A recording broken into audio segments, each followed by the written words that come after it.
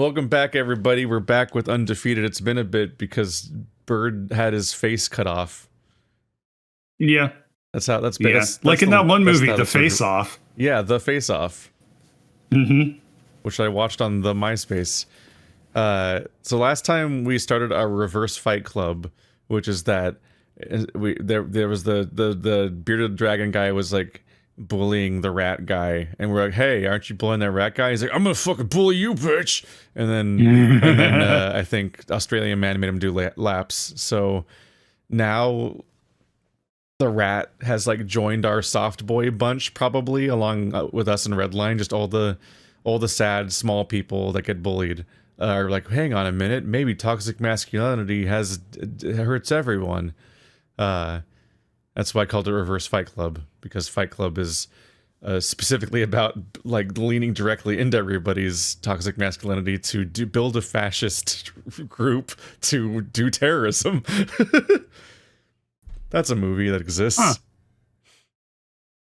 Okay. I've been wondering why you called it Reverse Fight Club. Yeah. And yeah, now it totally makes sense. Yeah, no, the Fight Club is just about a guy giving into his like Tyler Durden persona to like just mobilize a bunch of people that like fetishize violence and like a lot of like weird fascist ideas, and like the movie like constantly makes fun of somebody for having tits and stuff like that. Like it's rough, and you're supposed to be like, oh, at the end, it's just because the reveal is supposed to be that he was the bad guy. I'm supposed to not like that stuff.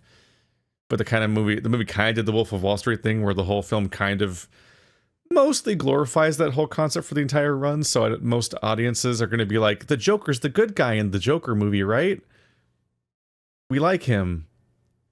Ignore the effects of his jacket. That's a whole genre of movie. It's just edgy white boy movies that have what I can only call school shooter vibes.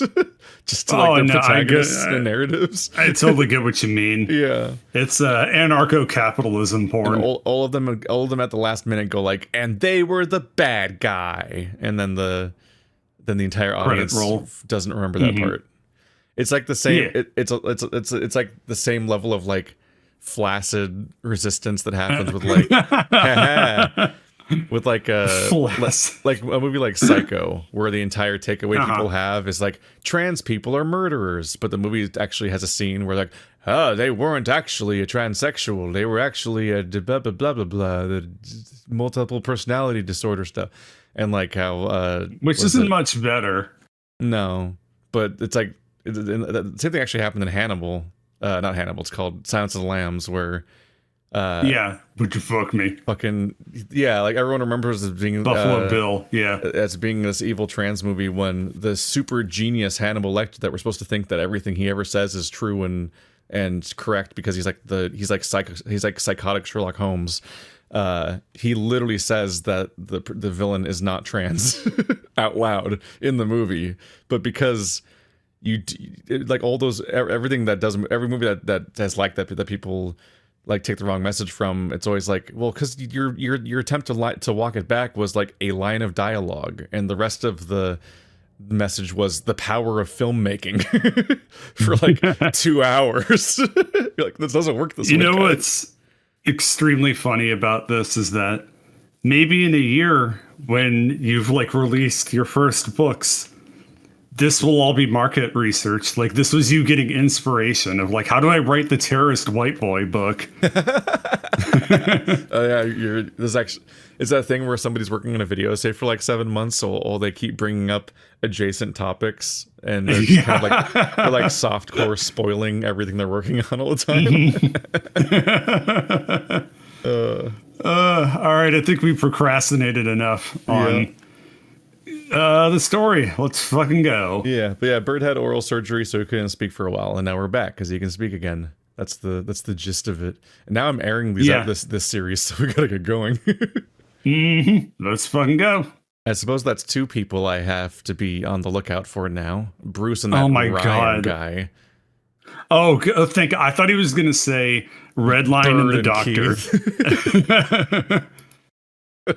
Anyway. Hopefully hopefully that talk we had with Bucky will keep him off my back. Ryan's also got a closer Ryan's also a lot closer to my size than Bruce is, so I could probably handle the situation in a worst case scenario when I'm not currently held together by spit and stitches. I've had run-ins with guys like that a lot when I was in my amateur circuit topside. Just keep my mouth shut and don't say anything that could start a fight. Like all the stuff I already did. Anything I have to say in response can be said after the fight is over. And winning those kinds of fights got me the promotion I needed to get into FANG. That's not exactly a promotion in hindsight, but I guess anything to get me out of that dead-end rut. Even if this ended up being another dead-end rut. But it's a different one. It's like the exact mythos of the Night in the Woods song, Die Anywhere Else. Might not be better, but it is somewhere else. The rest of the day goes by without much of an issue. I didn't really see much of Redline either. Mostly spent in the library. Don't really have much time for reading these days. Except we spend it in the library. But now it is 2 in the morning, and I am absolutely restless. Yeah, sometimes I feel like certain lines are written on autopilot, and this comes to like every kind of every furry visual novel I ever read, because they have less of an editorial process. Right. I don't have time to read lately is a funny line to include in the exact era of the story where your character's so wounded they're not allowed to exercise or practice, and so they explicitly are trapped in downtime and complaining about being stuck there. So they definitely have time to read. Like, but maybe they still think that to themselves on autopilot. Is what you could charitably say. Is like that's like, is that most of the time when people say they don't have time to read, what they really mean is they don't want to read, because you usually can make time for reading in your day. You just aren't choosing to. It's not your priority, and so it salves your ego to tell yourself that you're just too busy and not that you're just somebody that doesn't read. Yeah, I 100% agree with that. But it's kind of funny. I'm not much of a fiction reader whatsoever. I do a ton of reading, but it's always nonfiction. Yeah. But I am working on a fantasy writing project right now. And I was like, I want to see examples of good female characters in fantasy stories. And spoiler alert, there ain't many. There are not a whole lot of those. So one thing led to another, and I have spent the past like month reading nothing but romance novels. An interesting twist in my life. This is what's become of you. I think I read about 2 or 3 romance books a day. I'm blitzing through these fuckers because I'm not trying to really enjoy them. I mean, I kind of am, but I'm also just like critically analyzing them for like character and story studies for your visual novel you're writing. Yes. For your romance story.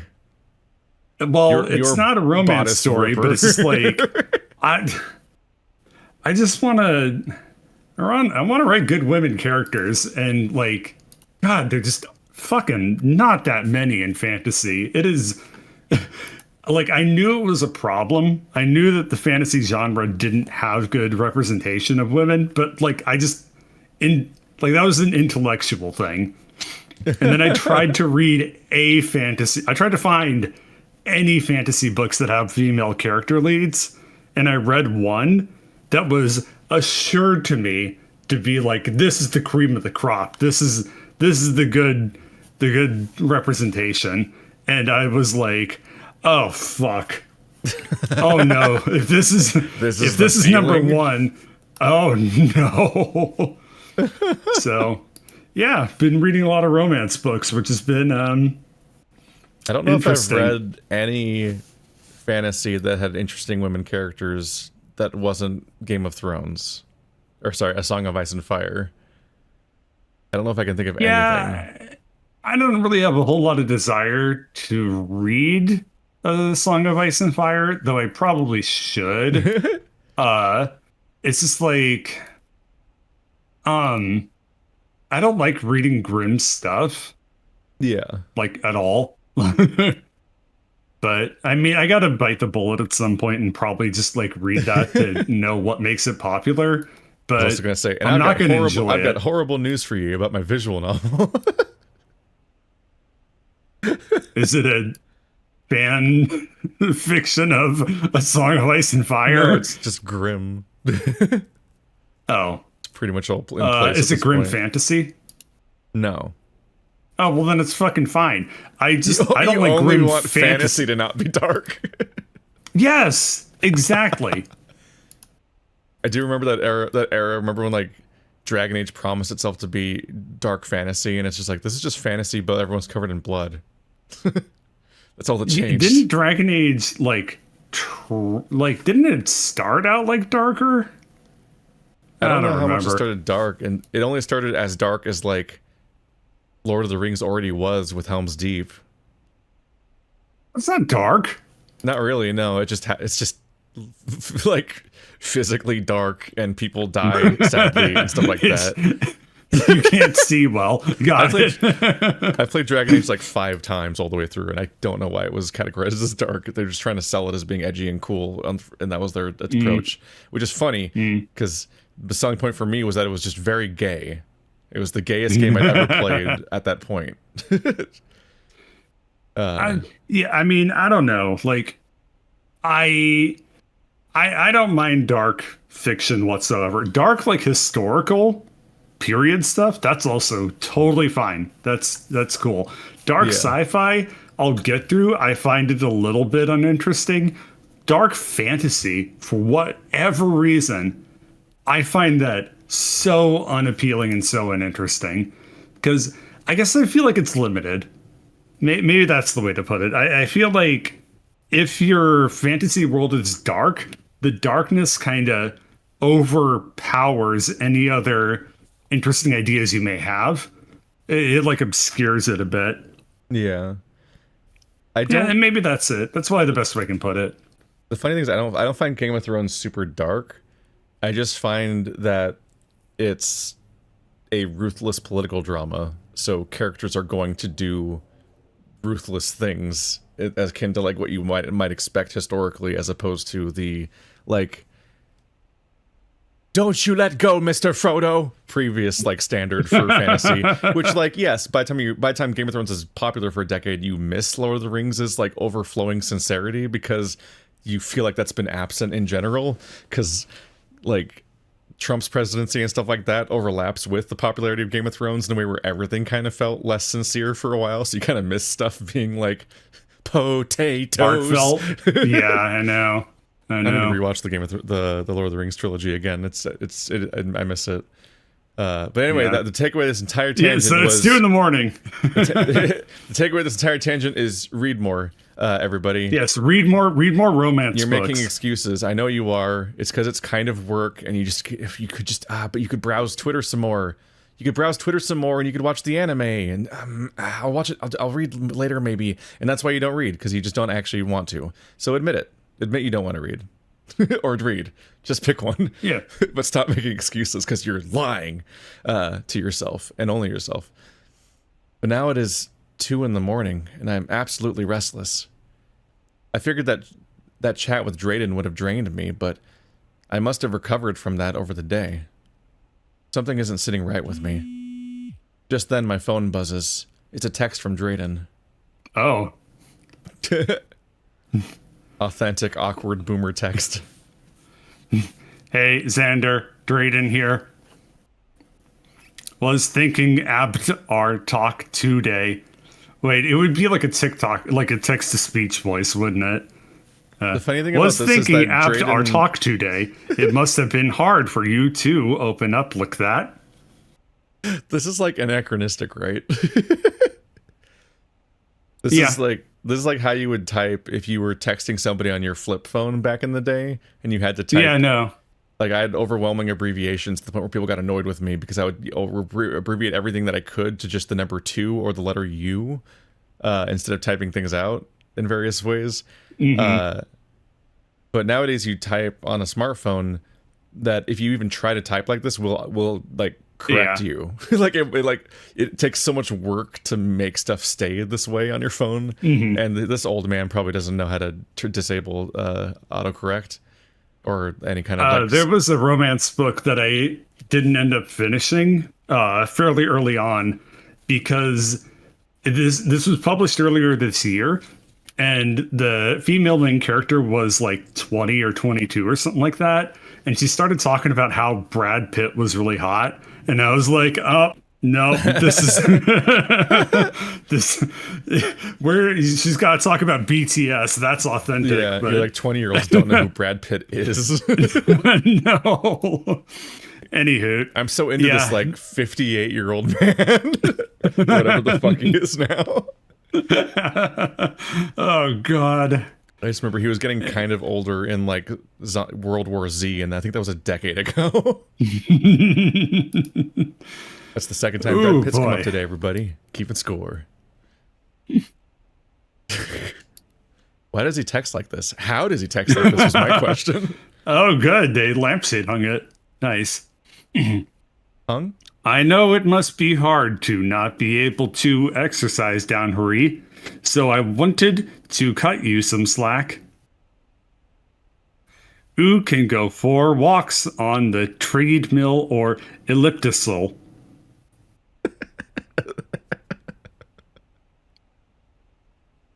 Once like we better see his flip phone that he uses. How is he typing like this? It's actually impossible. Treadmill or elliptical. No, we got it. But nothing above a 4. We've got cameras and Red watching, so it'll know if you're lying. Semicolon, close parentheses. I don't think your doctor should winky face at you. Nothing above a 4. Unfortunately, Dredden didn't realize that these things only go up to 5. Take it easy on yourself, Zander. TTYL. I misread that as I love you. Talk to you later. The walk sounds ideal. If anything, just to clear my head. I wanted to walk around the immersion chamber, but it was booked solid all day.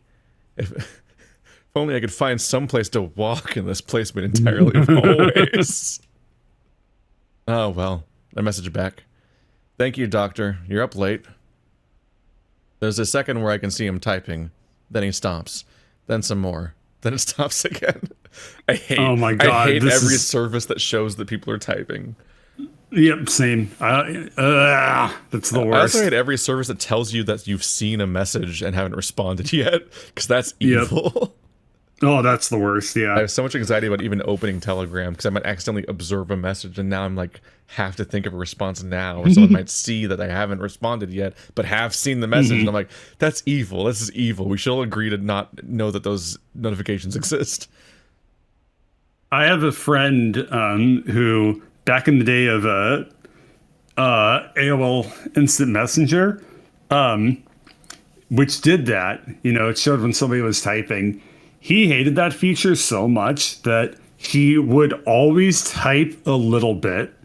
No, like, even if he wasn't actually going to send a message, he always left a little bit of text. So it always said that he's typing. I fucking hated that. That was Beelzebub himself was possessing him with that idea.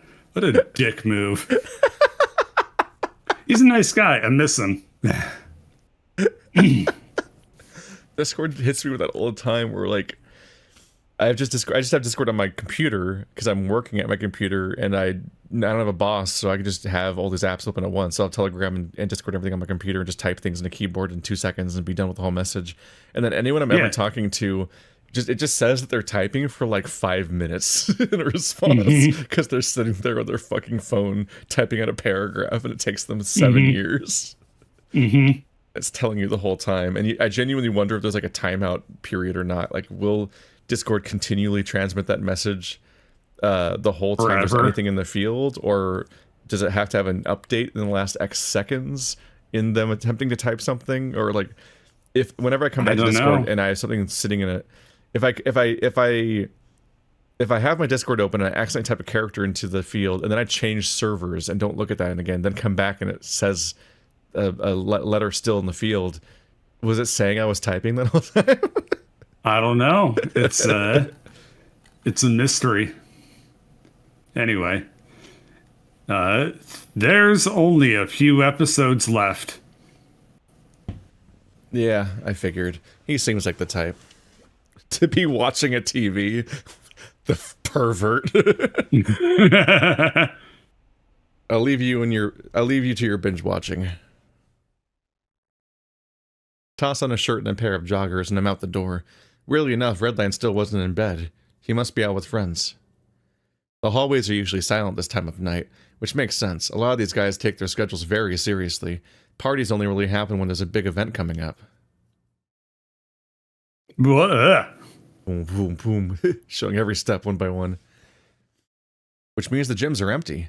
Thank God. Oh, God. I stroll right up to a treadmill and flick it on. It's All funny. right, I give it 10 screens before he's in the hospital. Just immediately like, oh, sorry, I pushed it too hard. I never learned my lesson. Is this like the theme of the game? It's funny seeing the multi-screen transitions like that because now that I've made a Ren'Py game, I'm like, oh, I could just see the code in my brain of like exactly how that was implemented. Mm-hmm. It's like, that's cool. It's because you just have the fucking like, what's like show scene file name, like renp.pause parentheses 1.0 seconds with fade in. It's set to fade in on each screen. Wow, you know how the sausage is made, my friend. Yeah, anyone who thinks that they want to make a free visual novel, you can just do it. It's really, you can literally figure out how to code a game in one day and maybe finish the like making a playable thing. Then you go back and start adding like artistic choices about like, oh, maybe the transition should work like this, or maybe this is when the scene transition should happen, and so on. But like, you can have it running in like an hour. Yeah, no, that's the whole beauty of Ren'Py. It's so sophisticated too. Like, I looked briefly at learning how to use Ren'Py. Ultimately, I decided against it because I know Unreal and I want to stick with Unreal. So I just didn't feel up to learning Ren'Py. But like going through the tutorials, I saw immediately like it's so good. It's such mature software, how they put it together. No, Ka saw my script that was written on Google Drive, and he just wrote a Notepad++ macro that would convert it into Ren'Py text.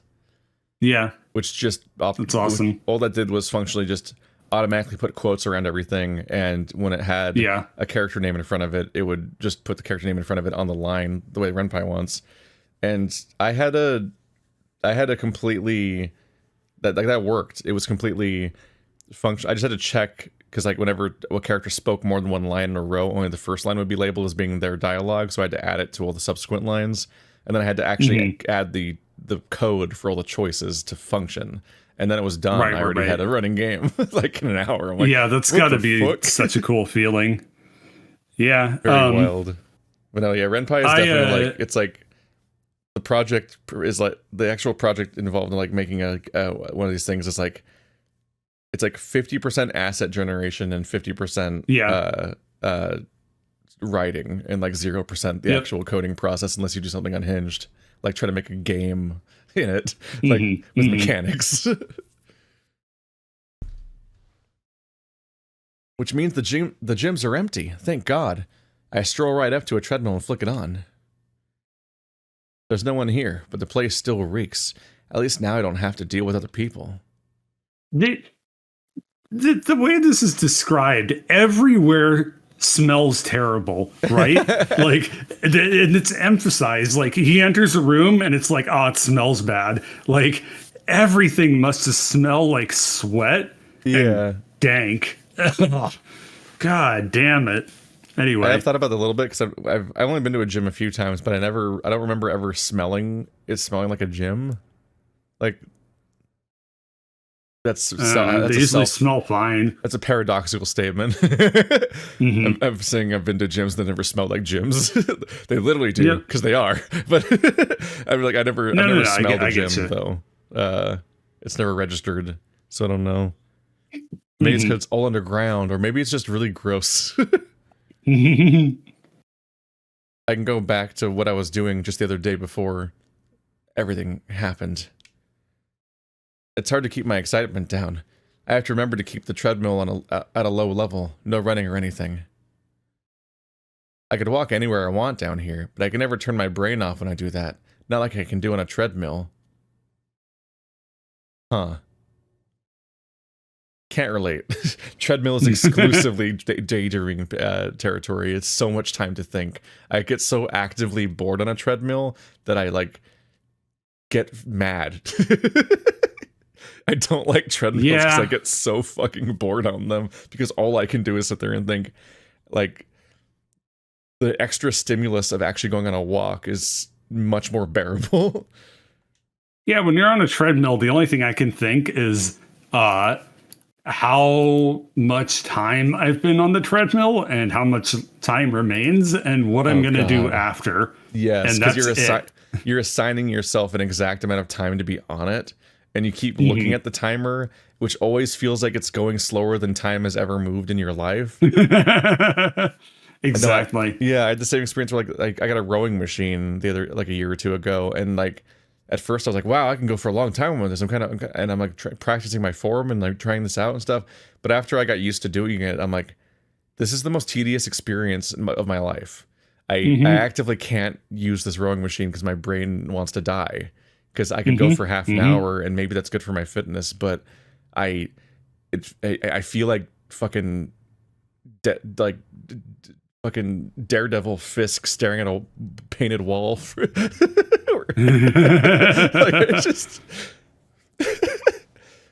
It's calming. No one to bother me. No one's going to call and deliver bad news. I don't have to worry about. They might. Is this life with Ritalin? Out of the corner of my eye, I see a movement of red through the window into the hallways. Bruce is strolling by. At 2 a.m.? But his eyes I thought everyone took their schedules seriously. Not Bruce. Bruce is crazy. I guess so. But his eyes flicker to me, and he stops. Jesus fucking Christ. I close my eyes and keep walking. There's no way he's going to pick on me.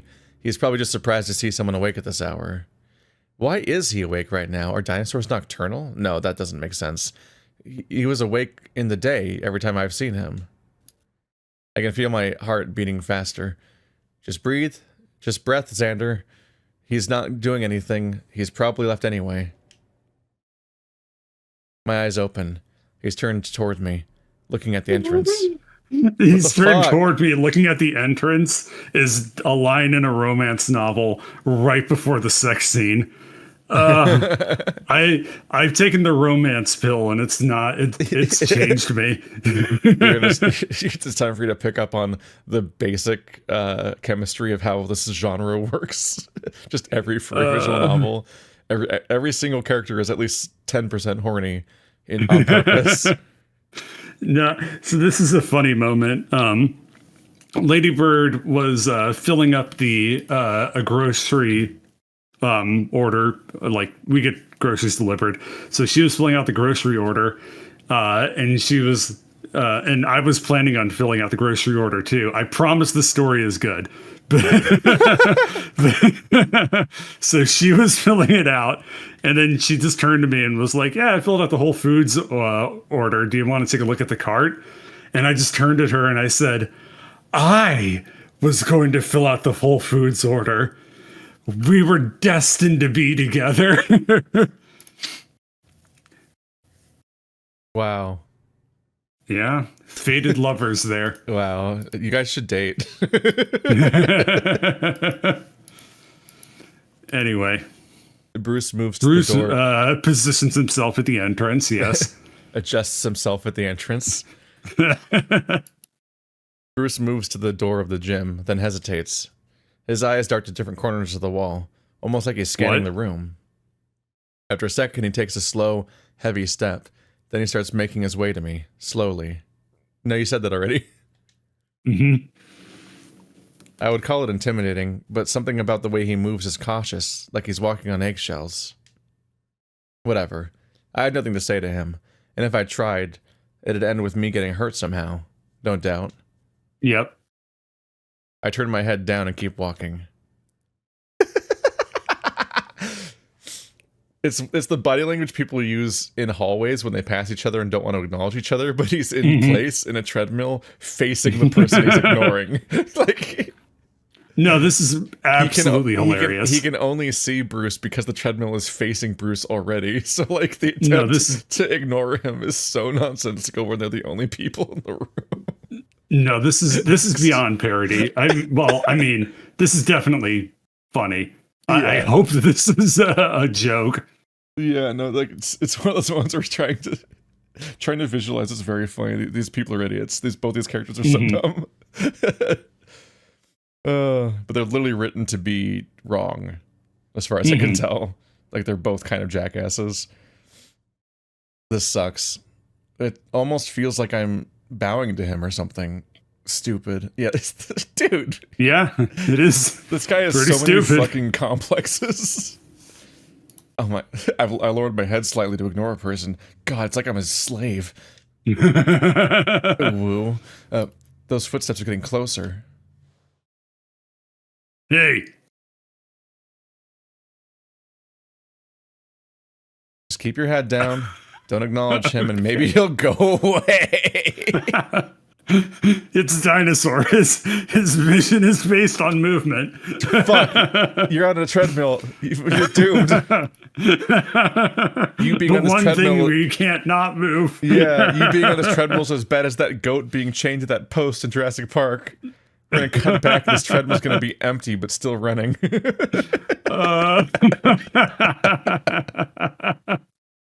Oh man.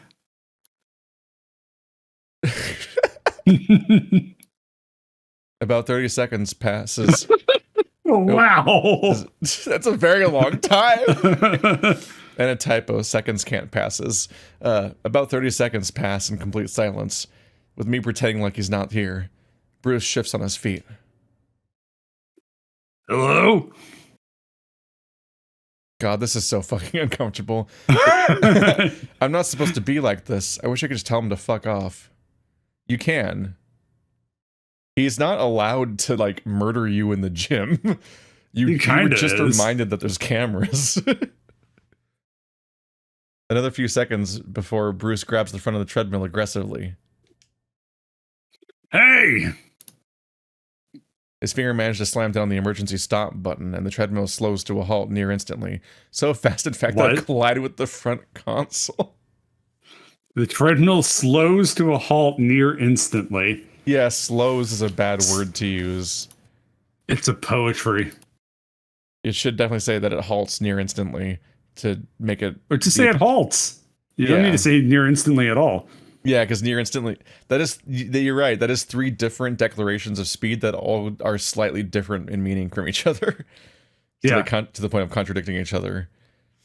Where it's like, you could be like... You don't even need to say that, though. Yeah. His finger slams down on the emergency stop button. You don't need the rest of that sentence. Just say, I collide with the front console. People know what happens when you press the stop button. The treadmill stops. Anyway, there's your workshopping.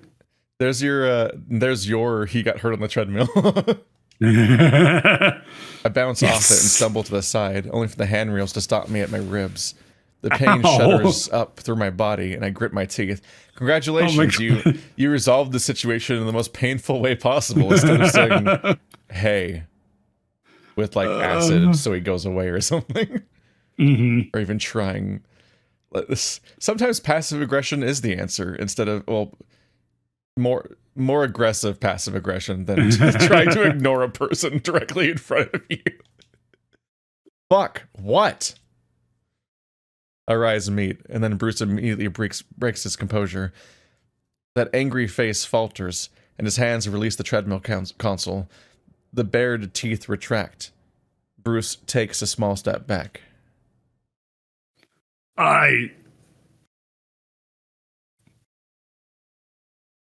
His eyes dart to the side. eyeing one corner of the room before turning to look at me. I also cocked my head to the side slightly, just enough to see the wall he was looking at. A small security camera in the top corner is pointed directly at this area of the gym. I turned back to Bruce, waiting for an explanation. Me too. His head is turned to the floor, eyes nervously shifting between that and me. He does the two fingers pointing at each other pose. Yep. The dinosaur lets out a sigh, and his voice dips down, quiet enough that I can barely hear it. I need your help. What? There's a rage bubbling underneath that question. It sounds more like a statement. I need you to help Spotmate on the bench. Literally can't, though. I'm pretty sure spotting is on the list of things that we can't do, activity-wise. Like, I don't know, I've never spotted for someone, but I believe you need to be physically capable of lifting the weight for them in an emergency, right? Yeah. Which is the same thing as weightlifting, the explicit thing we can't do right now. Yeah. Yeah. He points to the bench presses on the other side of the room. And the other thing is that usually if you're spotting, you're not in a position to very efficiently move that weight. Like if you're spotting somebody doing a bench press, you basically have to like curl. You know, you're just like, you're in a weird position to move it. You're not benching it yourself. Yeah. So it can be very, very hard. You're not braced. Anyway, yeah. I think he's got it. He's got it. It's easy. Definitely not going to immediately just... He's going to be like... We're on the cusp. He's about to be the old man in that milk commercial. We're like, remember kids, drink your milk. And the guy's out mowing his lawn. And he's like, old man Zander never drinks his milk. And his arms just pop off. Yep. Fuck off. Listen. He speaks under his breath, leaning in. No, you listen. I'm not sure where this bravery is coming from. It's boiling over. I can feel my heart beating fast. I've been down here for a month, and every day has been a living fucking hell. Zander. You and your fucking goons, or fan base, or whatever you want to call them. Stop. Anytime you or your friends see me in the halls, they... In an instant, he moves closer, his massive hand easily covering my face, holding my jaw shut. I space my legs out, letting the treadmill run underneath. Ooh. Ooh, woo. Yeah. When a man grabs my face, I also reflexively spread my legs. You fucking trained him, man. Bruce speaks quiet, not breaking eye contact. Shut the fuck up for a second. Don't turn your head. Know that we are being watched. For some reason, you speaking is out of line, but me grabbing your face will go over just fine. I'm guessing the cameras have audio, and something they're going to... He thinks that something they're saying is like going to get them big brothered or something. I guess. I don't know. I don't know what would get them in trouble, because I don't... Unless them working out is broadcasted as, like, another show. I imagine that, no one... If he's supposed to keep... I have no fucking clue where they're going with this. I know that he gets in trouble for posting publicly about stuff on the forums, but if he's supposed to keep his entire situation a secret from all of his coworkers, it feels like someone should have said that at some point to him, because that has never been communicated. Right, the cameras in the corner. I thought those were for security. It's the only way I could talk to you right now without people asking questions. But I am being as gentle as I can. So, I'm sorry if it hurts. Behind me. Trying to go to a bench that isn't in line of sight of the camera. Mm-hmm. Fucking tomorrow, Zander gets another week where he's banned from exercising because the doctor thinks that he went to the bench. He nods his head in one direction. There's a bench press in one corner directly underneath the camera. There's a narrow blind spot in the cameras, right where the lifter's head sits. You're gonna spot me while I bench. The cameras have bad microphones, so we're going to speak quietly.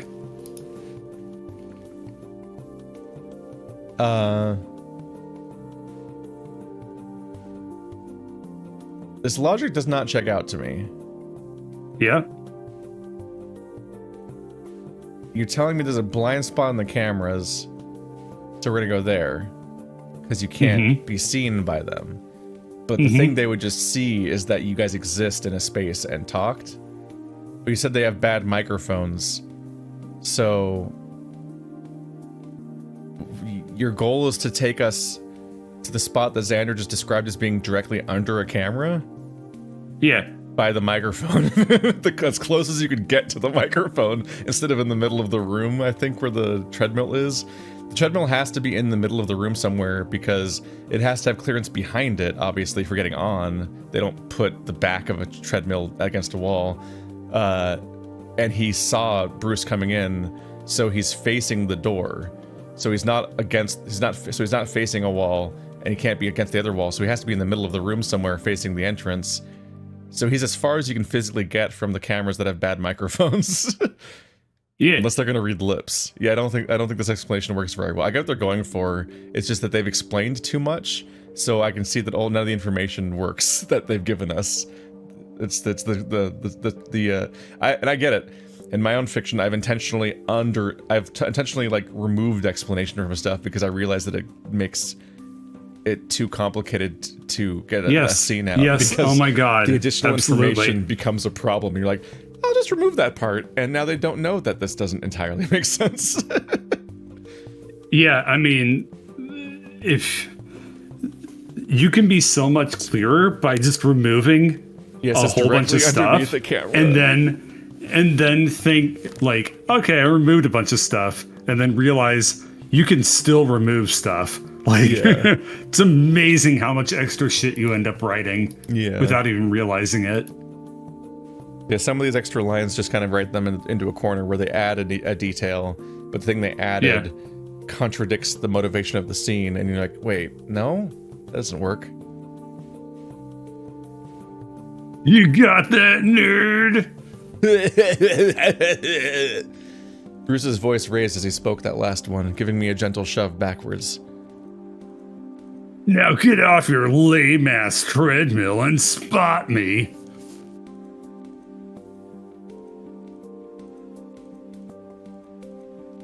Hang on, did you going back for a second?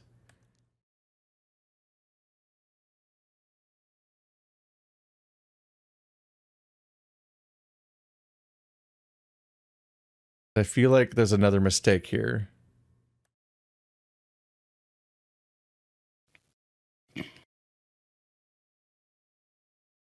Are you trying to think of like the positioning of the cameras around the room? I'm trying to...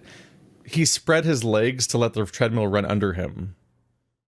The treadmill that Bruce stopped. Yeah. I'm like, did he ever turn it back on? Does taking your hand off of the emergency button turn the treadmill back on? His hands release the treadmill. I guess that's the thing that's up for debate then, yeah. Yeah, because the last action that happened is he hit the stop button and then he released the console. I don't know if the emergency stop undoes. Whenever I've been on a treadmill, the emergency stop is a thing you put on your wrist. Yeah, so that if you fall out of range, it unplugs, which would be a very deliberate action to replug it back in. So I've never seen an emergency stop button. I feel like a button that emergency stops doesn't work as an emergency stop because it's supposed to catch you when you fall off. So I don't know. I don't know the mechanics of this. I just noticed that all I know is that the described action was he stops the treadmill, and the next action of the treadmill being described was us spreading our legs so they can run under us, which is an action everyone knows you do on treadmills potentially, but it had just been described as being stopped. So I'm like, I don't know. Hang on a minute. Let's see. He starts stomping towards the bench press. I follow behind. Drayden isn't going to be happy when he finds out I did more than just a walk on the treadmill. Your dumbass doctor can take it up with me if he's got a problem. He's my doctor too, but whatever. I figured a big guy like you wouldn't need a spotter. And I figured a little fucking nerd like you would bitch about gym safety or whatever. Shut up. Bruce starts racking the weights, effortlessly lifting a few 100-pound weights onto either side of the bar, then lays down on the bench. Yeah. 100-pound weights? Yeah. They don't do that. They're 45. Yeah, I don't know. I'm not gonna guess gym stuff. They live in a Bara furry universe. They have super weights. All right, I guess so. Over in the corner of this gym is just 2 Street Fighter minigame cars joined together by a bar, and you just pick them up. Zangief mode. Zangief. I don't know how to pronounce his name. Zangief. Aluminium. The real answer was probably to say is that you probably are literally just required to have a spotter. Like anywhere that has this kind of stuff usually. Get back there and get ready to work, loser. It's a weirdly tight fit back here. I basically pressed between the back corner and the barbell. That seems like a fucking trap. Yeah, that's not good. Yeah. Maybe move the bench where there's like space for the spotter to move when they need to. Why is it positioned like that? Bruce's hands grip the thick iron bar and start to lower it down. Is it a diagonal bench facing the corner? They might have moved it. It must be. I'll cut him some slack on that. Yeah, I'm just thinking about like it must be diagonal facing the corner. Yeah. If he's facing the corner, and not like. Yeah, I've seen stuff like that wall. before, and it's terrifying, and I hate it. But it's there in some gyms. It feels like the positioning you'd put a character in so that they can die in Final Destination. Don't you need help? He spits out a chuckle and grumbles. I'm not about to get great and breathe him down my ass. Wouldn't need you for this anyway. But you don't want Drayden to know, then why are we doing a thing on camera that will make Drayden mad? Anyway, he grunts and pumps the bar once, twice, 3 times. So,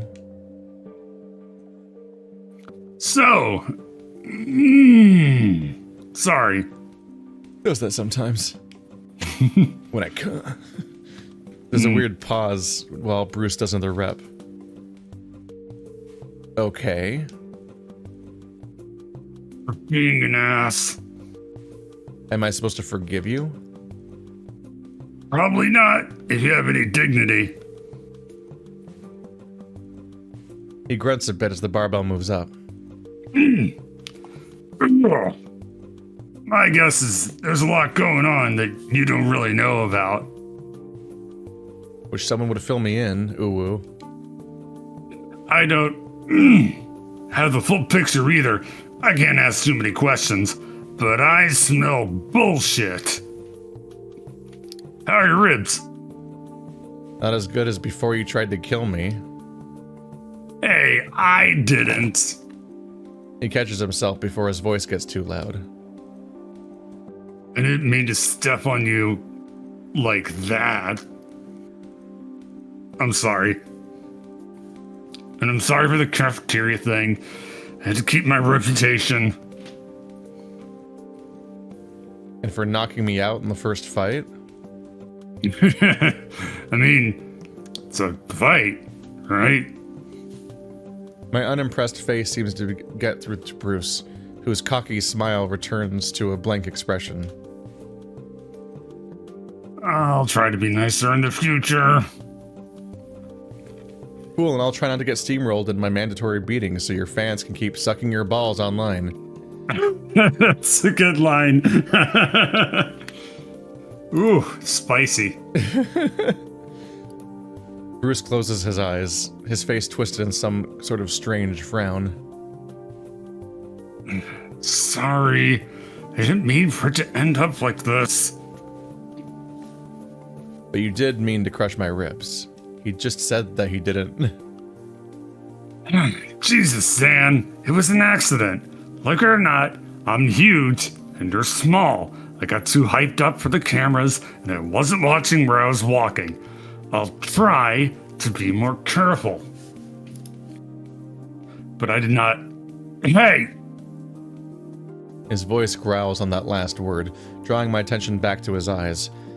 He sounds urgent, yet nearly silent, speaking through gritted teeth. I'm not just keeping one piece without getting the old man on my ass for keeping the audience pumped. The old man? The commissioner? Don't look good with big You're inaudible. Anyway, you think it's gonna look good when his big bad champion suddenly starts fighting like you're made out of glass? He's already bitching about the shit you said online. He pumps that barbell up and down, his massive biceps bulging and tensing as it moves. Gotta play it up for the crowd, or he's gonna get suspicious and make you fight one of the other depraved fucks that want my title.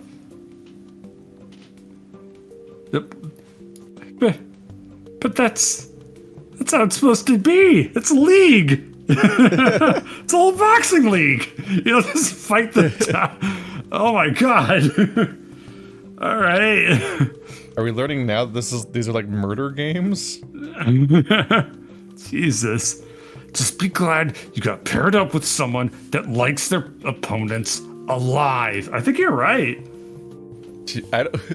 This is a level of stakes that we hadn't known yet, if that's the case. If this is like the MMA or one of the M stands for murder. Oh, so I should be thanking you for only breaking my ribs. Yeah, it wouldn't hurt. You're not the only one with a lot on the line. Right. I'm risking my life and you're busy brown-nosing to your boss. Bruce racks the barbell and lets out a deep growl. Looking down at him now, he's sweating quite a bit. But he doesn't make eye contact, taking a few deep breaths before speaking. I just want to make sure we're on good terms. This is a wild thing for him to say now. Like there was no prior attempt in the months we've been here to establish any kind of rapport before or after the rib breaking. So I'm like, what is this? This is wild. I don't want to hurt you. Something about it just sounds like lyrics. I didn't mean to make you cry, but tonight, cleaning out the closet. Well, you have a weird fucking way of showing it. Whatever. Dinosaur gets up off the bench and stomps towards the door. I'll see you in the next match, loser. Thanks for nothing. I don't know what he was trying to accomplish, because it's like, so I bullied you several times, and also I broke all of your bones and knocked you out with my head and stuff, but, we're cool, right? We're cool? I'm sensing I'm sensing we're cool. I could read people. Isn't that like a whole part of like a lot of boxing stuff too? Is like after the match, they're just like I love this man. You know, we enemies in the ring, but outside we're brothers. You know, like isn't that like a whole part of it too? There's been no attempt to have any of that rapport for the last 2 months. Like there is no like because some competitors, they either like the minimum is often to hit gloves afterwards or like embrace. Like people often like hug after these kinds of things. Like it's like a big emotional nightmare struggle that you're there with each other. It's supposed to be like the sort of like the bromance aspect of like the shonen aspect of a lot of the a lot of physical sports competitions. But no, you know, in fact, it's actually kind of weird that that's not in this story. Well, I think someone like Redline is that kind of person, but someone like Bruce, he literally already won and then broke all of Zander's ribs and has not Yeah, I guess really acknowledged it since. So it's like, that's why him Okay. him trying to do the scene now is like, what the fuck?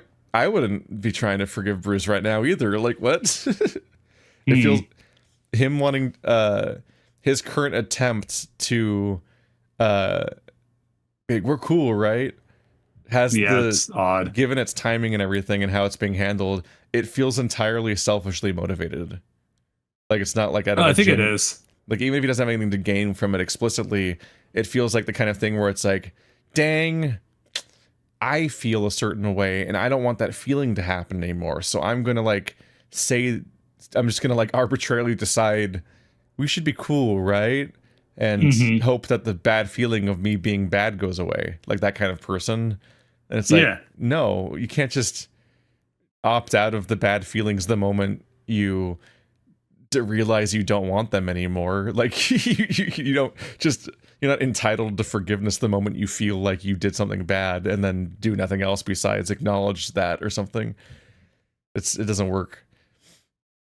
Like before, his voice was much louder than normal. I make my way out towards the treadmill. I can hear him stomping all the way down the hall. God, what a fucking creep. Just seeing him makes my blood boil. Good terms, my ass. I don't know what he expects me to say. He spent the last 2 fights enjoying himself while I would end up in the fucking ER. The cafeteria, the weigh-in, anytime I see him, shit starts to go south. I'm surprised he didn't try anything with Bucky earlier today. Granted, Bucky folded him with a single punch, but he didn't seem too upset about it. Not upset enough to try anything now, at least. It is weird that he didn't try anything, I'll admit. I know, you said that already. Last line. But maybe it'd look worse for him on camera since there's no one around. Or maybe there's no one for him to gloat to. Whatever. Apologize. What a fucking joke.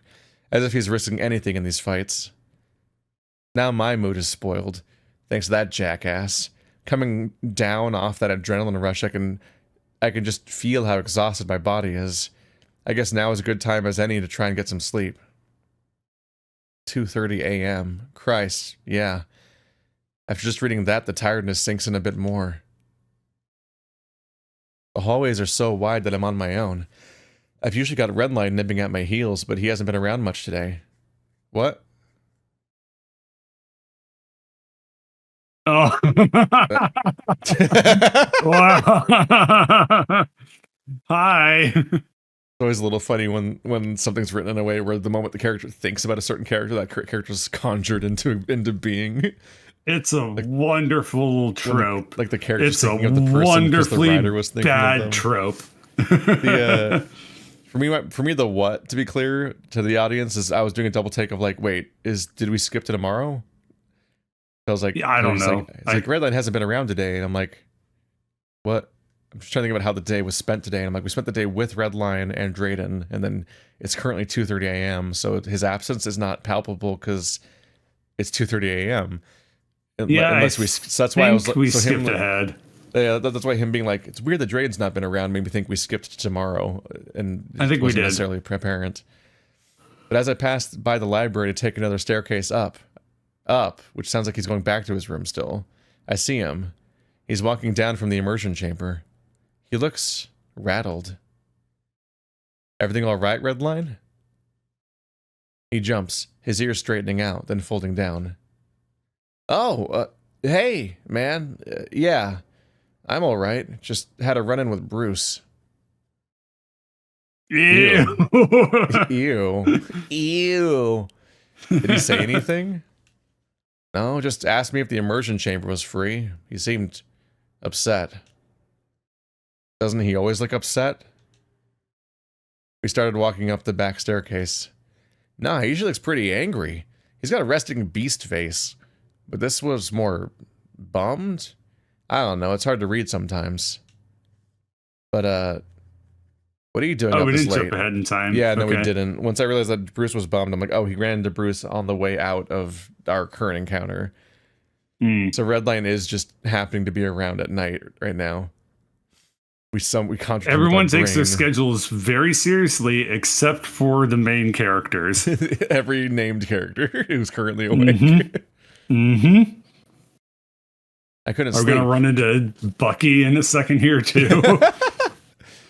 I couldn't sleep. I had a hell of a day. You? Same, yeah. I think I'm ready for bed. So Bruce didn't say anything about me? Why? Why would you ask that? Nope, just grumbled what I think was a thank you. Why? I rant to Redline about everything that happened in the gym. He seems confused. Wait, so he apologized? Yeah, can you believe that? I mean, honestly, kind of. We both stared at each other for a second. You're not serious. I mean, yeah, he's kind of an asshole, but like, I don't know, man. He was always nice to me whenever we got a chance to talk. It was shitty of him to do what he did in the cafeteria. I raised an eyebrow. And I mean, everything else too. I was just kind of hoping that was all just random outbursts. So I'm supposed to forgive him because he's been nice to you a few times. He wasn't saying that. Jesus. No, it's just, this guy's just ruthlessly like that all the time. Like, I was going to say that, like, Bruce was wrong, because, like, his response just doesn't make sense, and why would anyone forgive him like this? And it seems entirely selfishness motivation. But the follow-up notification from Zander almost makes you want to side against him anyway, just because Zander's interpretation is still even further out of line. Because his read on everything is just always wrong. Yeah. No, of course not. But just like, I don't know, man. It sounds like he's not happy either. Maybe he's not your enemy in all this. Sure. The guy beating the shit out of me isn't my enemy. Honestly, at this point, I would just stop talking to this guy. Like, with a response like that, I'd be like, you know, fucking whatever. I don't know how Redline has patience for this guy ever. I lay down on my bed and roll over. That's not... Good night, Redline. He's quiet for a few seconds, then he flicks the light switch. Zander's doing his patented ignore the person in the room with you technique. Unbeatable technique. If I can't see you, you can't see me. He's quiet for a few seconds, then he flicks the light switch. The room goes dark. Night, Zander. Redline has to put up with so much. He does not deserve this. Today felt like one absurdly long dream. The kind that you wake up and feel like it all happened. And all right. It did happen, bro. It did happen. Just the moment I read it is when I processed that it sounded kind of funny. And it takes some convincing for you to believe it was all fake. Okay. That's interestingly paradoxical thing to have to think about. The idea of a day that feels like a dream, but the type of dream that you have to convince yourself wasn't real because it felt so real. I'm like, that's called being awake. That's just what a real day is. I don't know what to think about that thought. Huh. Oh. But I think my body's ready to give out from exhaustion. I wake up at the gym. It's like a dream, but I think it's real. But that's exactly what the dream wants me to think. Early morning practices are normally fun, but I'm not exactly allowed to participate, well, with my ribs and all. I actually managed to sleep well. For all 4 hours I managed to get. Then sleep more. Just go ahead and sleep. You're literally supposed to be resting. No, he can't sleep. He has to wake up and go watch people exercise. Don't you get it? Trinity, I need to fly a helicopter. But still exhausted? It's hard to explain. For the first time in a while, I feel a little lighter.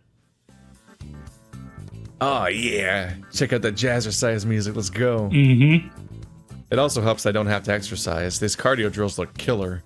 Bucky's having them focus on speed and conditioning today. Come on, boys. I want to see you sweat. If your shirts don't look like you just got back from a swim, we ain't finished. Let's move.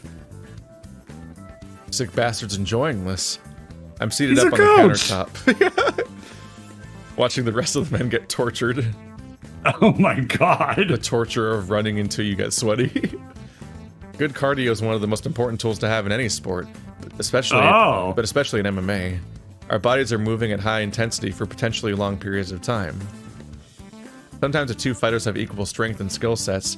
It can come down to whoever has better conditioning. If you get exhausted too easily, you'll slip up and get caught out. One mistake is all it takes sometimes. I can't afford to make those kinds of mistakes. None of us can, of course. I can't exactly remember a time where my cardio was terrible, but with how much Bucky makes us sweat, anyone would think that we're just horribly out of shape. Right now there's 10 guys. Redline and a bunch of people that I assume are his friends, each at a different piece of equipment. They use it at a high intensity, and after a half minute or so, they all rotate to a different workout. I feel like people who are in good shape still sweat when they run, and they will still have to change and everything. You don't like evolve past that, I don't think.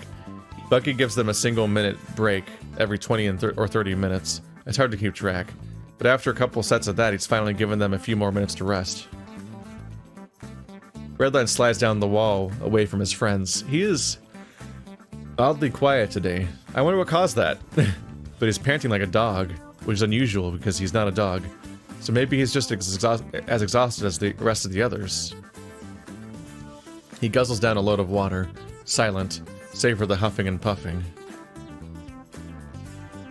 Don't go getting too comfy, boys. 2 minutes and we're playing Bucky Says. A collective groan from the other guys, but both Redline and I catch each other's glances. He looks over to the group of his friends, then back to Bucky. Normally he'd ask me if I can if he can work with his friends, but today it doesn't seem like he has any choice. I'm not able to train today, Red. But you know you don't have to ask permission to train with your friends. Redline looks down and shakes his head. He swallows. Bucky, can I, never mind. Sorry. Sorry?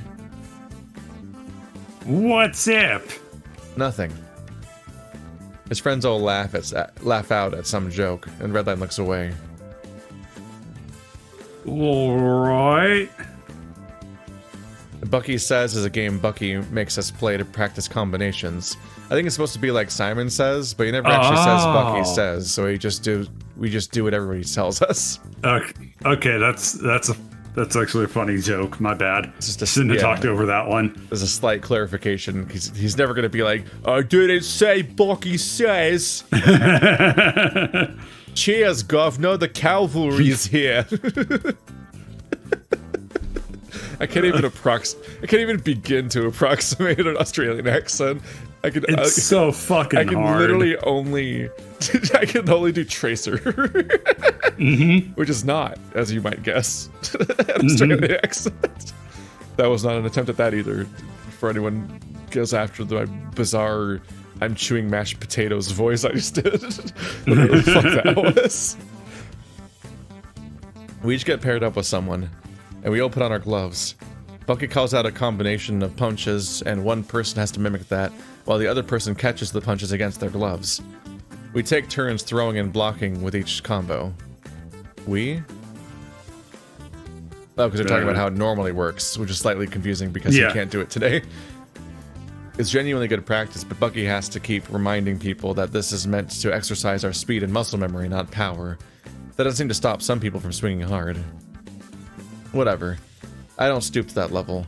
Redline really seems to be on the receiving end for a lot of it, honestly. But I can tell he prioritizes speed over power, at least in training. So, like... It's slightly awkward to explain all this in the context of a thing that he normally does, but specifically on the day he's not doing it. Alright, you just explained exactly what I was gonna say. Yeah, we can move on. The language keeps implying that Zander's doing it, essentially, and it's hard to avoid that connotation, which makes it just awkward that it's being explained to when he's watching. It's like the exact opposite of how you'd want to set up this whole scene, but anyway. Okay, you expressed it perfectly. They gear up, and Redline finds a training partner, some Lynx guy. He's got insane reach. Got those stretch Armstrongs. I thought I recognized him from the group of guys that Redline hangs out with, but right now he's barely He's barely even looking at the cat. Mikey? Mickey? Something like that? Dude, you've been here a month.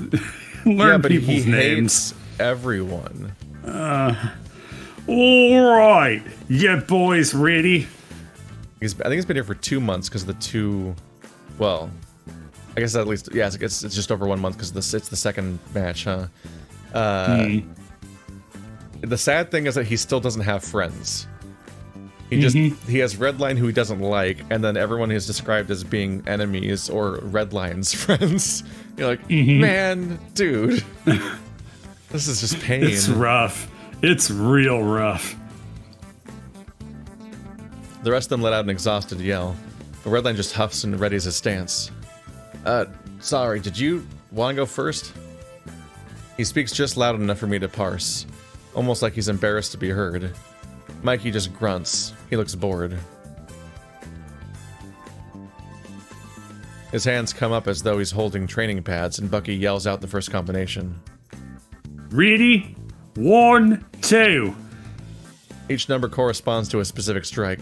1 is a jab, 2 is a straight. Very basic beginner combo. Redline snaps his jab out towards his right, then his straight towards Mikey's left. Easy enough. 1, 1, 2. 2 jabs and a straight. Mikey sends a jab out once against Redline's glove, and then again, but Redline's glove's moved. With his other hand moving up, as if to catch a straight.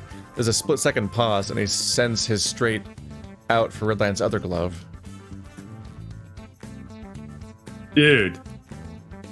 Redline notices his mistake and shakes himself awake. Sorry. They're committing to making it go back and forth, aren't they, Mickey?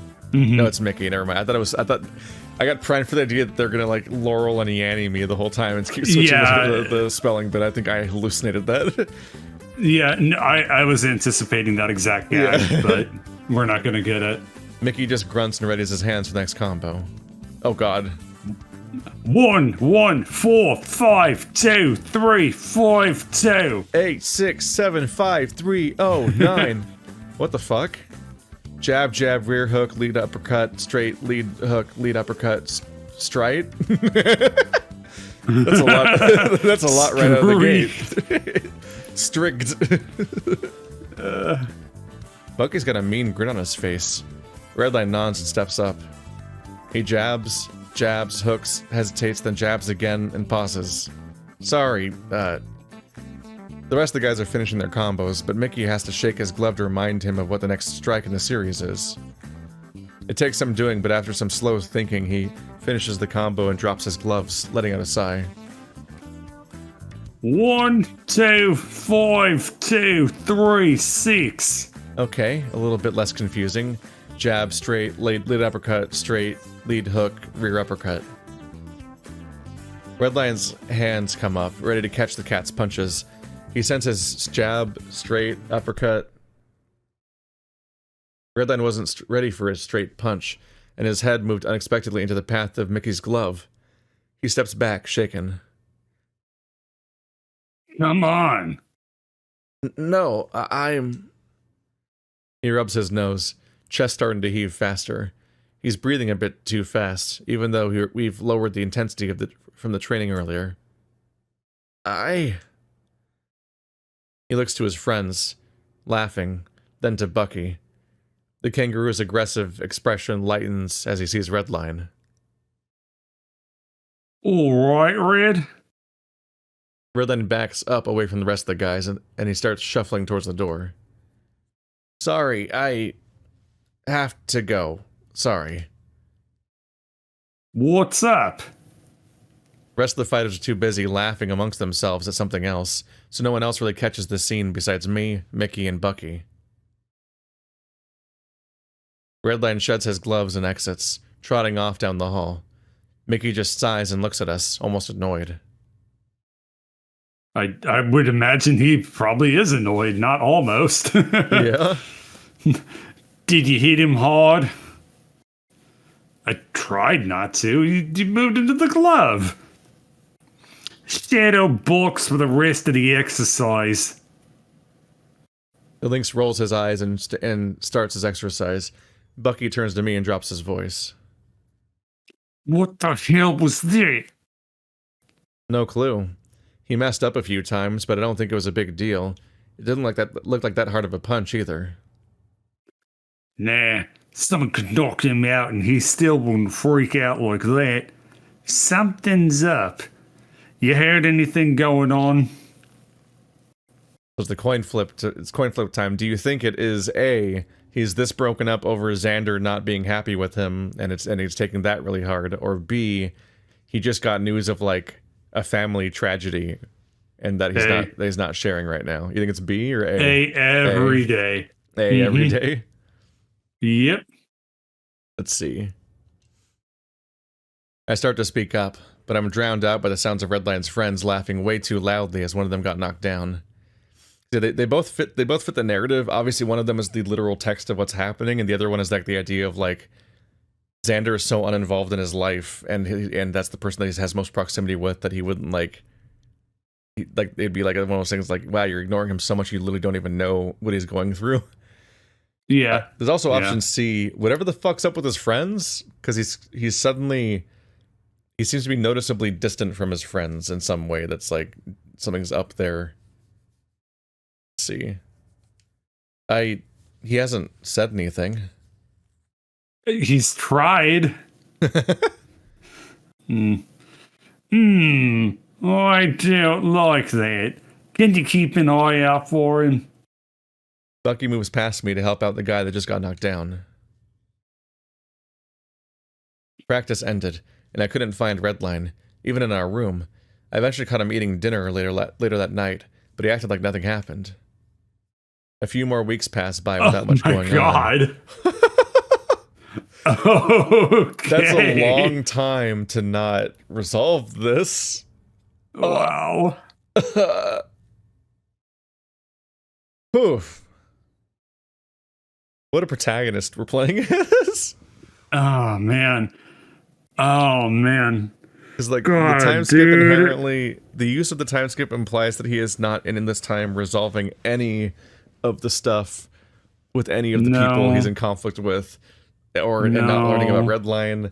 And so the only thing that that you would presumably do in a time skip is just him healing up and potentially having to do his next match.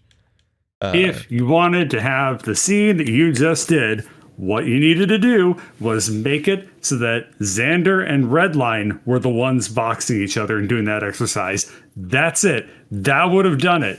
The whole fact that he wasn't able to do the exercise made that so weird. It is awkward because it does feel like the scene is written for him to be Mickey, and it's it feels like it's written for Zander to be the one that's fucking up and not like processing the obvious asymmetry in this situation and what's up with Redline, and to make him seem really like he's supposed to like deaf to his problems, which is what it's the goal either way. But they're trapped with the fact that his ribs have to heal, so you have to then like deal with it in this way. It's a. Are they trapped with that? Well, it's just they really could have removed the ribs thing, and it would have done a lot for the plot. It would have done so much if they just magically healed the ribs.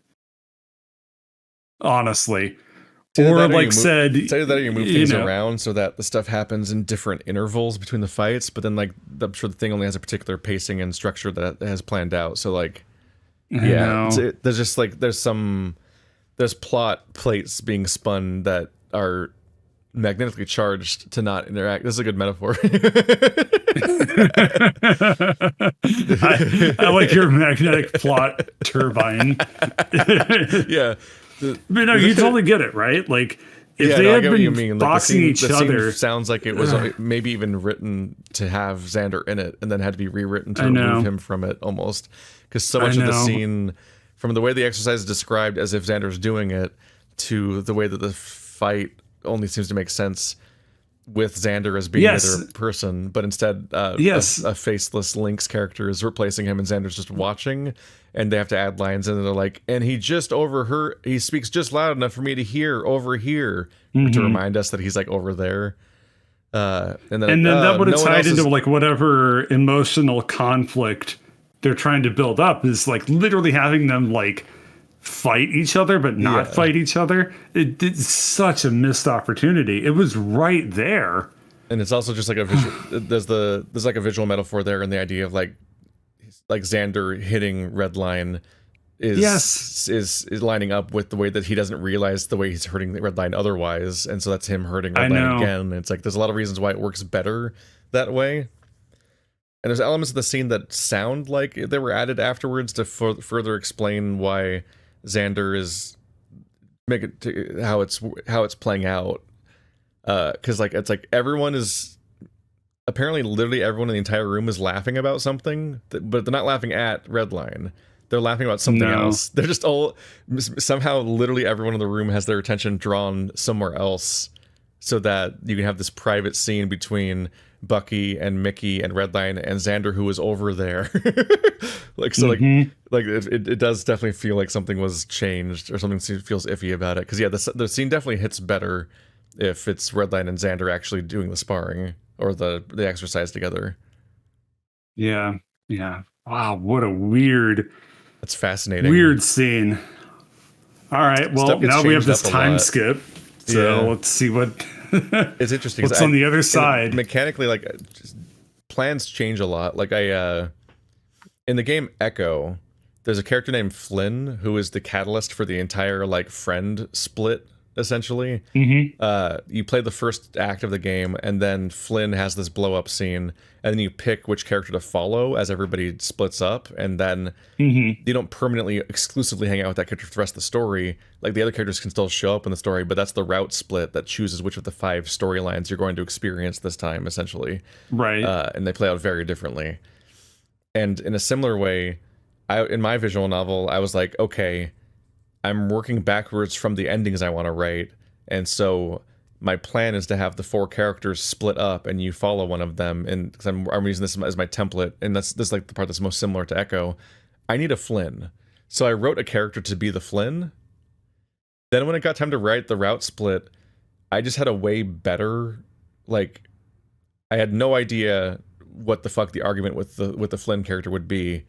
But I had a way better idea of who would cause the route split. So just a different character ultimately causes that scene, and the person I literally wrote that literally I made from the ground up to cause that scene to happen doesn't serve that purpose, and so he just like ends up having his entire purpose change in the narrative. Like, I get so it's interesting, like the way your entire structures can like change as you go. So I can see that you have a lot of moving parts where you're like, okay, I have put myself in this narrative where it's structured around a series of fights that happen once a month, and I've also structured around this idea of like, oh, I have to recover after each fight, but I also need to do practice and regiments, and like our character has a schedule, and there's a schedule where I sleep in the same room as Redline every day, and I'm starting to learn that like more and more, one of the worst things you can do with the story sometimes is give yourself a really specific rule set about how the story is going to work out template wise going forward, because you're going to like really have to like it creates a lot of constraints on what can happen every day, and what you try to juggle and don't juggle gets messy. And the worst case of this has been the game Password I've been playing with Toaster for like the last year and a half, where that game's built around like a month of like a specific month calendar, and sometimes it literally just seems to be killing time to get to the specific day it wants to be. It's like but we have to read this part too, guys. It's a sliding scale. There's a lot. I mean, so the thing is, like, it would have probably been fine for this story to have led with establishing like a regimen, like a schedule and stuff like that. And then it would have been a dramatic point where the character gets injured, so all of what they were trying to build up to gets set back. By having them get injured immediately, it ends up being very confusing. But then, that's in conflict with the fact that they wanted to start the thing off with a boxing match. And I get that. That actually makes a lot of sense, because that's the universal. That's the unique selling point. As fast as possible, right? Then you don't get people to get bored before you even like start things happening. Yeah, so you want to, so that's intention too, because you want to start off with a boxing match because this game is about boxing. You want to drop them in there. Good. I agree that they did that, but it's like it introduced so many problems to have him get injured immediately. It Yeah. really fucked it up. It's interesting to think about. Yeah, there's a because it's a logical escalation to make things get worse in the Hmm. next fight, and it's a Yep. moment of like, oh fuck, because it's like it is a severe injury, but it doesn't just put constraints on the character. It puts constraints on Yeah. the narrative of what kinds of scenes you Yep. can have in a setting that is so restricted because this doesn't take place in the Hmm. real world. It takes place in a bunker place. So like there's so few actions for the character to be doing that he doesn't really have a variety of scenes to take part in. So you're Hmm. constantly skirting the line of his injury, of what to do adjacent to that essentially. There's also like Yeah. a sort of like a lack of setup and payoff in that there's a lack of distance between the setup and payoff and uh like I joked about like him being like, huh, I wonder where Redline is. Oh, there's Redline. Like immediately spotting him 1 second after thinking about him. But like in a similar way, like there's like a very linear way of things being written where it's like, Drayden texted me, I can now exercise, but only a little. I will now exercise a little right now. Walks in there, immediately runs into Bruce, like, oh, this was set up for exactly this. And like Yeah. that's how stories work mechanically, is everything is mechanically setting up for that kind of stuff. But the sort of like elegant way of doing that is to have like multiple nested things going on at once, so the setup is done like competently and that the stuff like is set up and you're like, oh, I can do this now, and then when it happens later you're not like, wait a second, that wasn't set up. But you usually want the Well, they're setup to not supposed to happen be. 2 seconds before the event, because then it's just like, Mhm. okay, rewrite the rules on the spot of what the Yeah. certain scenario is to immediately cause the next scene to happen for this purpose. Like it's too segmented in that way. Hmm. Hmm. And in a way, I Yeah, I think don't know that what to make of it. to think that in particular is interesting, is like I think that is a symptom of the choice to introduce a choice, which is that you choose to hang out with Drayden or Redline, but then have to do the other one anyway. Which Yeah. like it's an attempt to be like, I'm a visual novel to include choices, so it's not just a kinetic novel. But What's and wrong I with was thinking, kinetic novels, though? yeah, like Archers is one of the best things in the furry visual novel like genre, and that has no choices. Yeah.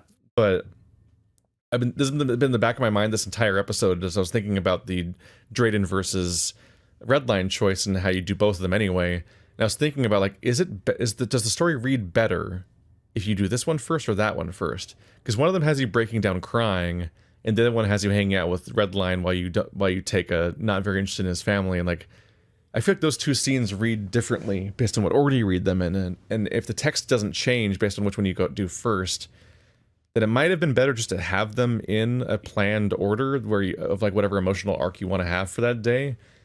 And given that kind of thing, you could be like, oh, Drayden happens first, then Redline happens afterwards, but you get a message from Drayden saying that you can exercise on a low intensity on the treadmill if you want to, and then like scenes happen first, and then later on you go to the treadmill because of that message with a reminder and so on. Like there's ways to do it that aren't so segmented and done one by one, but in a similar way, the structure forced them to make the message about the treadmill happen right before the treadmill scene because of the fact that they did the choice of doing them in either order. So you might have literally just finished the Drayden scene. Yeah, that's 100% true. Yep.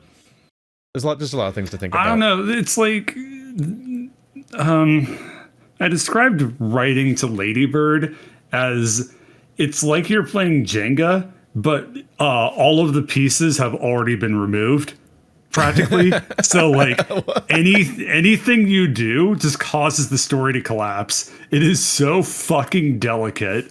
Like Yeah. like oh my god, it's so hard. A few more weeks pass by without much going on. Training, eating, sleeping, the good stuff, I suppose. Haven't really run into Bruce since that encounter that night. And Redline is a little bit more sparse than usual. He has been exclusively sparse for like half of the story at this point. The description of it being him being unusually flighty or whatever has been not true for a while. It's come up enough that it's like I was just Googling whether or not sparse with a C is real. I've never seen it with a C before, but I don't know if that's like an English thing. I'm not getting anything. Yeah. I think they meant scarce. Oh yeah. That would make sense too. Yeah. Oh yeah. That's interesting. You genuinely can't tell which word it's potentially a typo off because they're both one letter off. Mm-hmm. It's like a Wordle or something. That's not the right thing. I see his friends wandering around without him. Maybe they all got fed up with how much he talks too. Oh my God! I don't think they did that, Zander, dude. You're so fucking mean. I don't think they did that, dude. Has he been sparse from your bedroom? Doesn't matter. I need to get ready for the next fight. Matchmaking day came and went with a no-show from Bruce, just like last time. I've been training for a near month now, after getting the okay from Drayden, under supervision of Coach Bucky, and the fight's coming up soon. But first, the hardest challenge I've had to face since coming down here. Are you ready to go? Please don't make me do this. It's going to be fine. I feel sick. Jesus, Zander, it's a retirement party, not a funeral. Hey, buddy. How you doing? What's up? Anyway, the cruelty of having that sprite pop up, then immediately being like, and here's our stylish nameplate. You're like, how dare you? I'm immediately ripping that back up. And another just strange moment of being like, Redline's been unusually sparse lately, and the next line of the text is Redline talking to you. Yeah, I know. I didn't want to say anything about it. Yeah. It depends what their intent is, because they could be like, oh, because he's planning something. He was planning the party or something. But I don't know if that's what they're going for or not. Because so. Given that was already the description weeks ago, that's why we are thrown a bit by it. Right, a retirement party. They throw these for every big name fighter that gets released from FANG. Mm-hmm. You missed the last, well, all of them, so I'm making you come. Doctor's orders. Drayden told you to make me go to the beach and get drunk with your friends? Drayden said those exact words, yes. Should I call him and double check? I don't think he'd appreciate being interrupted from his important doctor work, so maybe just leave the phone in the bedroom, alright? It's a party. We get to socialize. I'm not necessarily adverse to parties, but I prefer to know... I think you are. Yeah, I was gonna say. He does strike me as somebody who is adverse to parties, given his every moment of a personality. Mm-hmm. But I prefer it when I know the people I'm going to be seeing there. I don't even know who's retiring. Oh my God. We're gonna have fun, I promise. Let's go. Is that all you're wearing? Redline rolls his eyes. Duh, dude, it's a beach party. Everyone's gonna go swimming. I don't know, man. I feel like most people are gonna bring a shirt at least. Sounds like you've never gone to a beach party before. Probably hasn't. I can't say I have. Mm-hmm. Never really had the chance to in a landlocked state, but I don't think I was missing much. I'd much rather be on land where I can't get drifted out to sea. Red seems pumped. It's the most excited I've seen him in weeks. The whole walk down, he's been rambling about family vacations at the beach. They had this giant balloon thing and a really tall tower. And then one guy sat on one end of the balloon and the other guy jumped off of the tower and onto it. And then the guy went on the balloon just flew off in the air. And he said, "This is jackass." They call it the pudge. Eve jumped for me and I flew like 30 feet high. That sounds excruciatingly painful. Oh my God. What a buzzkill. It was. Slapped the fur clean off my chest. Those things are terrifying. Mm-hmm. You've seen this before, right? The thing you fucking jump on and just fucking launch someone into a lake. Yep. He says that with a grin. We open the door to the immersion chamber and step inside. A few guys are standing around drinking at tables, with some more down on the beach. FANG employees wander around, helping to get everything set up. There's a large banner across the top of the drink bar reading, "Farewell, Ryan!" along with the photos of a lizard man in various intimidating poses. Oh, well, fuck you, Ryan. I guess you're out of here. Did he even have another fight after his training? I'm pretty sure Ryan's the lizard that was the bully. Yeah. Ryan, the guy in Bucky's class that I helped coach a few weeks back. He shoved and threatened me. I can see Redline's face tightens up. Ah, that's... how you feeling? I think I'm gonna throw up. That's the spirit. Let's get you some alcohol. I don't really know if alcohol's the answer right now. Or even if it should be the answer to anything. But Redline seems pretty stoked about it. Does Redline not know whose retirement party it was either? Red drags me up onto the bar and orders something expensive sounding. The bartender asks what I'll have. Can I get, lemonade? Boo! Boo! A few guys nearby that overheard it, so also start to boo me.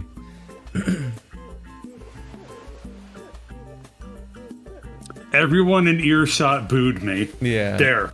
I can feel my neck. I can feel my neck get hot. I was just double checking the phrasing. I'm like, why did I get so hung up on that? I guess it's partly that I was just wrong about which parts were like the individual sections of the sentence. So I was reading as a few guys nearby that, but it's a few guys nearby that overheard it. Also started booing. Like that's the clauses. So I was just like fucking falling apart. I can feel my neck get hot. Come on, dude, you need to loosen up. At least grab a beer. I can do that without alcohol. I don't know if you can. I don't think he can. You've had your chance to loosen up without alcohol since you came down here. I'm starting to think you're lying to me. I roll my eyes. Get his ass, Redline. I don't want to drink. Come on, Zan. Stop. I turn back to the bartender and give my order again, but he's already got me a glass of lemonade ready to go. Oh, thanks. The two of us wander back to an empty table, with Redline stopping to greet some guys every few seconds. Half of them barely grunted a response back. At least the view from the table is nice. The sun is still pretty high in the sky, so people are mulling about. Seems like everyone's in good spirits. A bunch of people are swimming. I thought I was hearing those. It sounded like the fucking... It almost sounded like the chimp noises from, like, Donkey. A lot more just standing around, drinking and talking. I spy a few huge dudes playing volleyball down the sand. One guy sets up the ball, it goes up. A big dude spikes the ball into someone else's face, hard enough to send the guy stumbling back. The ball bounces back onto the spiker's side of the net and hits the ground. I've been waiting for the men to be described in the state of clothedness that they have, because I'm just like primed for the idea that like Redline will just be completely wrong about the dress code and everyone else is wearing shirts and it's just him and no one else. That would be really fucking funny. Yeah. That would be such a good setup. Yeah. Hint 700 that Redline is gay, just in case you couldn't tell. The entire other team, including the gentleman on the ground, cheers loudly. Checking out the eye candy? I think that's another hint. The what? Redline giggles and takes another sip of his drink. You know, the babes, the hunks, the smoking hot. Another sip. The men. Hot. He has such a way with words. Wow. Jesus Christ. So that's hard to start going. Let's go back to reading. God damn it. Redline trips over his words a lot, so this is nothing new. I shrug. They're alright, I guess. I'd be lying if I didn't at least admit that some of the men were, at a base physical level, incredibly attractive. I'm not very picky about sizes or appearance. When it comes to personality, it's a fucking desert. Guys down here are either mean, dumb, or both. Yeah, all of them. 100% of them. There's not a single guy who is intelligent and nice people yet. No. Yep. God, I really hate Drayden and Bucky and Redline and Rat Guy's name. I remember Rat Guy. Sorry, everyone. Fucking even Bruce is all right. I mean, he's trying. He should try in the way where you don't maim people. Redline nudges me a bit too rough. Come on, big guy, what's the matter? Surely one of these guys has your eye. It's like a fucking chartreuse board. Nice. I hate that word. Charcuterie? I have no idea how to fucking spell it. I never know how to pronounce it. And I think no one else agrees either, so they all make me think I'm wrong. Because I've heard like 4 pronunciations of charcuterie or charcuterie or whatever, or shark. I feel like there's other parts of the word that also get pronounced differently each time I hear it. And I'm like, I'm mad at this point I have a grudge against that word. Charcuterie board? Yeah, the smorgasbord. It's one of those, but with men. There's a lot of them. Wow. What a metaphor. I think he meant smorgasbord. What did he say? I would not have never. Smorgasbord. I would have never noticed that just the last letter was wrong in the pronunciation. Oh, okay. That's just how much of a dick Zander is. I don't know. I mean, yeah, there's a lot of hot guys here. Redline makes some ooh sound like we're in 4th grade talking about girls. I roll my eyes. What about you? The hyena takes a long sip and slams his empty glass down with a big, satisfied grin. Ho ho ho, buddy, this is an all-you-can-eat buffet, and I'm full. Had a long day. Now I'm looking to get my money's worth. What does that mean? What does that mean? Maybe bring home a bit of... Maybe bring a bit home in a doggy bag, too. That's pretty funny. I'm losing my mind, Redline. Jesus Christ. Also, the screen keeps changing because I keep accidentally bumping my bumper of the controller against my desk. Oh my fucking god. I'm about to get my full. Maybe bring a bit home in a doggy bag, too. That's pretty funny. That's pretty funny. Jesus Christ. What does that mean? Oh my god. Redline just giggles, that hyena trait showing itself clear as day. The hyena, the laughing Pokemon. Let's just say the room was occupied quite a bit before you showed up, buddy. Oh, that room is the room they stay in. Yeah. Our room. Should say our room. Yeah. But yeah. Redline's just like brazenly slutty right now. Like, you won't believe how much jizz there is in that room. Never buy a black light. Come to think of it, we did it on your bed every single time. Yeah. Sorry about that. You know, so I didn't want to get mine dirty. Gross. Oh my god, dude. Sex is gross. I hate when people have sex. Ew. Redline laughs, loud enough to get the attention of a nearby table. I motion my hands to try to keep him quiet. Shut up, man. I washed the sheets before you came. And after I came. Stop! Oh my god. I honestly, this is just selling me on Redline more because I'm amused by the fact that, like, this is his tactic. Like, he's doing the one thing that has gotten a reaction so far. This is his social strategy. And as an anxious introvert type person, I just like it when somebody is, like, socially aggressive, I guess I'd put it. Like, they just move forward when they're talking and, like, have a momentum and an energy, because that salvages conversations. Yep. So in this case, he just knows like, oh, you're responding to this conversation, huh? All right, let's talk about all the jizz that went up my butthole.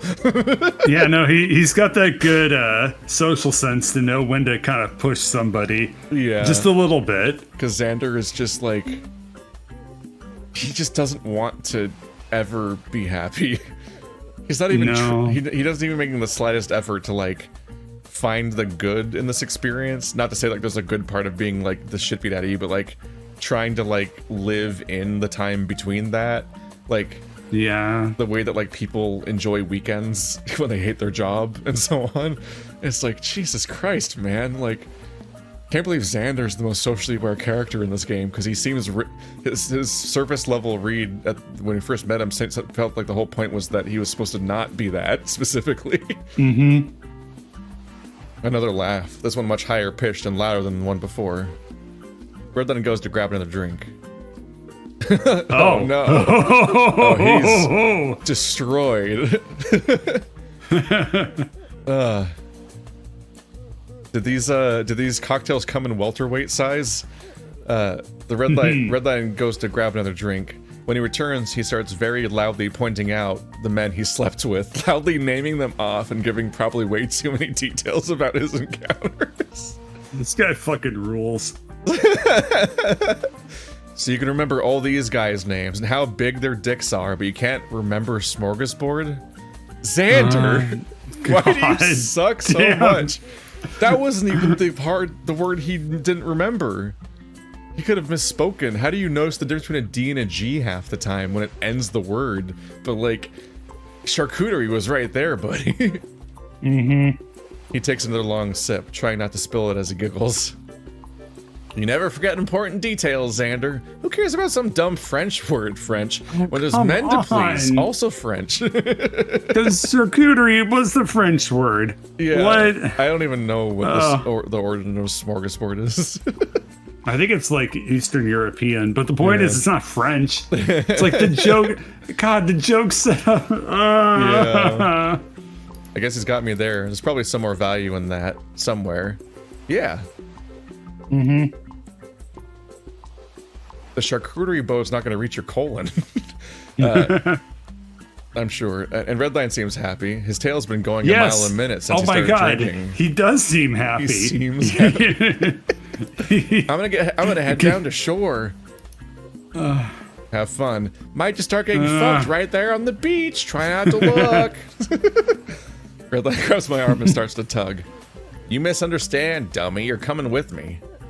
He's not pulling very hard, so I don't resist. Firmly planted in my chair. Oh, I don't resist much.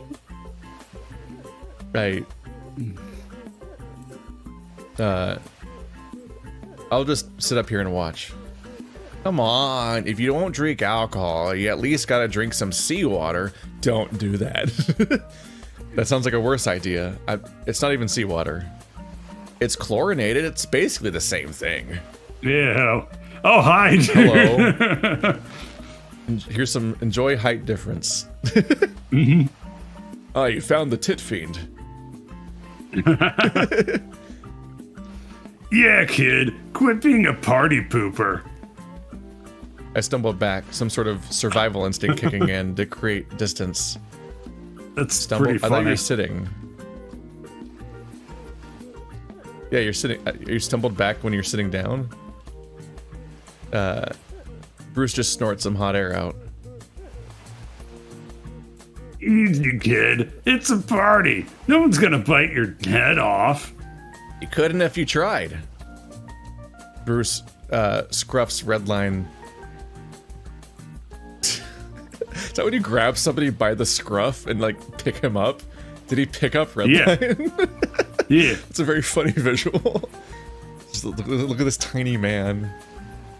Bruce scruffs Redline and flashes a big toothy grin. Their snouts nearly touching. You want to bet on that fur? Wasn't it described earlier that like whenever Redline and Bruce saw each other, they like didn't get along or something? No, they do. Oh, okay. Yeah, he was always like, yeah, the whole point was like, Redline was like, yeah, he's usually nice to me. He's like, oh, I'm supposed to forgive him because he's nice to you, was like the argument. Oh, that's right. Yeah. Okay, never mind. They're trying they're hitting with like, the unexpected character of like, wait, maybe he's okay or whatever. Yeah. Okay, you're right. Content warning, vor. Redline just let out a squeaky growl, and Bruce sets him down. His big, sharp claws ruffling Redline's hair. You can't growl squeakily. Those are different. Didn't know you two knew Ryan. We've, met. Bruce's face sours. Doesn't sound like it was a good impression. He tried to kill Zander.